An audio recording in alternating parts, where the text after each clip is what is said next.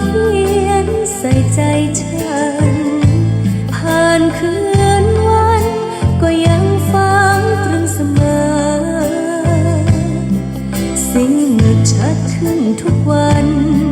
คำว่าฉันนั้นรักเธอวันไหนที่ไม่ได้เจอก็คอยห่วงหาเมื่อบังเอิ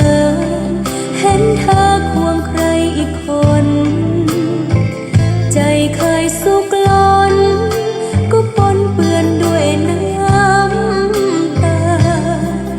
ยืนมองเธอสุขกับเขาด้วยใจที่เศร้าเกินกว่า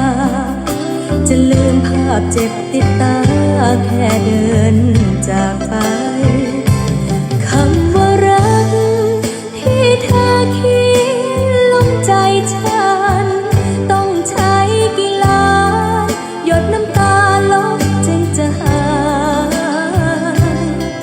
ถึงเป็นแค่ผู้หญิงคนหนึ่งก็ไม่เคยรักใครง่ายๆเมื่อรักเธอคือให้หมดใจแม้ต้องเจ็บช้ำอยากจะถือว่ารักนี่เธอให้ยืมอยากจะลืมเธอไปไม่ต้องจดจ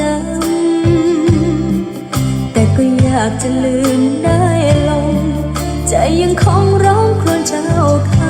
ำนั่งร้องไห้ลบคำหนึ่งคำนี่ด้วยน้ำตา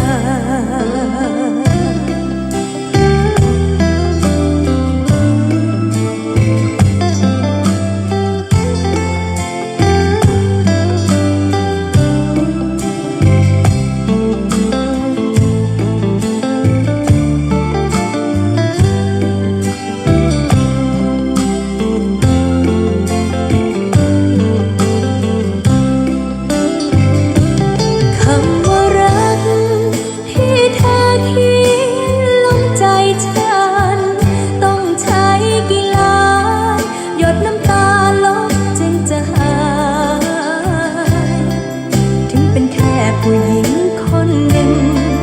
ก็ไม่เคยรักใครง่ายๆเมื่อรักเธอคือให้หมดใจแม้ต้องเจ็บช้ำอยากจะถือว่ารักนี่เธอให้ยืมอยากจะลืมเธอไปไม่ต้องจดจำแต่ก็อยากจะลืมได้ลงใจยังคงร้องครวญเช้าค่ำนั่งร้องไห้ลบคำหนึ่งคำนี่ด้วยน้ำตานั่งร้องไห้ลบคำหนึ่งคำนี่ด้วยน้ำ